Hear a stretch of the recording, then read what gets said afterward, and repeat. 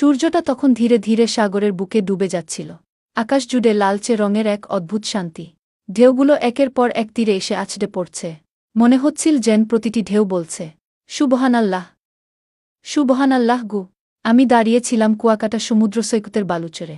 চারদিকে শুধু বিশাল জলরাশি আর আকাশের সীমাহীন বিস্তৃতি।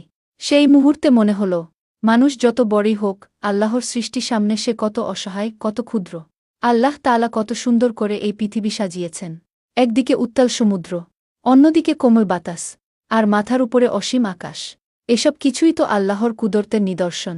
ঢেউয়ের দিকে তাকিয়ে মনে হচ্ছিল, এই ঢেউগুলো কখনো থামে না। দিন যায়, রাত যায়, কিন্তু সমুদ্র তার রবের হুকুমেই চলতে থাকে। এক সেকেন্ডের জন্য সীমা লঙ্ঘন করে না। কার আদেশে?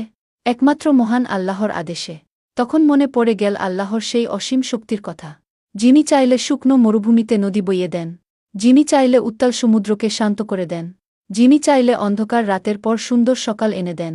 হে আল্লাহ, তুমি সত্যিই মহান। তোমার সৃষ্টি দেখলেই হৃদয় নরম হয়ে যায়। মানুষ পৃথিবীর কত কিছু নিয়ে অহংকার করে, কিন্তু এই বিশাল সমুদ্রের সামনে দাঁড়ালে বুঝা যায়, সব ক্ষমতার মালিক একমাত্র তুমি।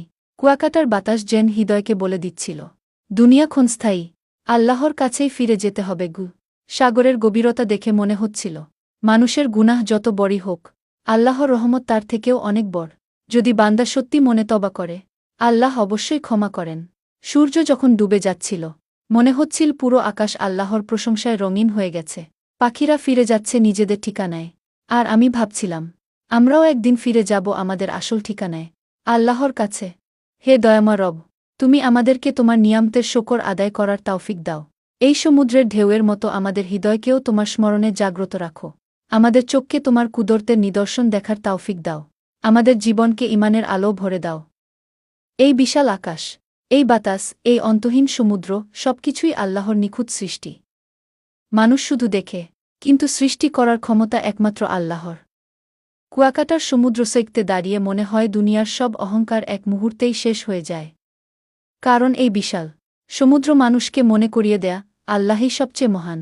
সমুদ্রের ঢেউ বারবার তীরে ফিরে আসে, ঠিক তেমনি মানুষ যত দূরেই চলে যাক, একদিন তাকে আল্লাহর কাছেই ফিরে যেতে হবে। কুয়াকাটার বাতাস হৃদয়কে নরম করে দেয়। মনে হয় আল্লাহ বলছেন, হে বান্দা, আমার সৃষ্টি দেখো এবং আমাকে স্মরণ করো। নিশ্চয়ই আসমান ও জমিনের সৃষ্টিতে, রাত ও দিনের পরিবর্তনে জ্ঞানীদের জন্য রয়েছে নিদর্শন। সূরা আলে ইমরান ১৯০। হে আল্লাহ, এই সুন্দর পৃথিবী সৃষ্টি করে তুমি বুঝিয়ে দিয়েছ, তুমি কত মহান, কত দয়ালু, কত ক্ষমাশীল।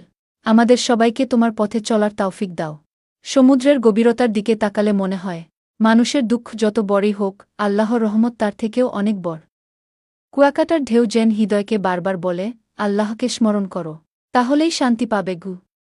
সূর্য যখন ধীরে ধীরে সমুদ্রের বুকে ডুবে যায়, পুরো আকাশ লাল রঙে ভরে ওঠে। তখন মনে হয় আকাশ, বাতাস, সমুদ্র সবকিছুই যেন আল্লাহর প্রশংসায় নত হয়ে গেছে। এই সৌন্দর্য মানুষ সৃষ্টি করতে পারে না। এই সৌন্দর্য শুধু মহান রবের অসীম ক্ষমতার নিদর্শন। সমুদ্রের ঢেউ বারবার তীরে ফিরে আসে, ঠিক তেমনি মানুষ যত দূরেই চলে যাক, একদিন তাকে আল্লাহর কাছেই ফিরে যেতে হবে। কুয়াকাটার বাতাস হৃদয়কে নরম করে দেয়।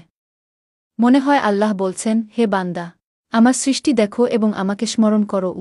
এই সমুদ্র নিজে নিজে সৃষ্টি হয়নি, এই আকাশ নিজে নিজে তৈরি হয়নি। সবকিছুর পেছনে রয়েছেন এক মহান সৃষ্টিকর্তা, আল্লাহ। হে আল্লাহ, তুমি সত্যিই মহান। তোমার সৃষ্টি দেখলেই হৃদয় শান্ত হয়ে যায়। আমাদের সবাইকে তোমার পথে চলার তৌফিক দাও। আমিন।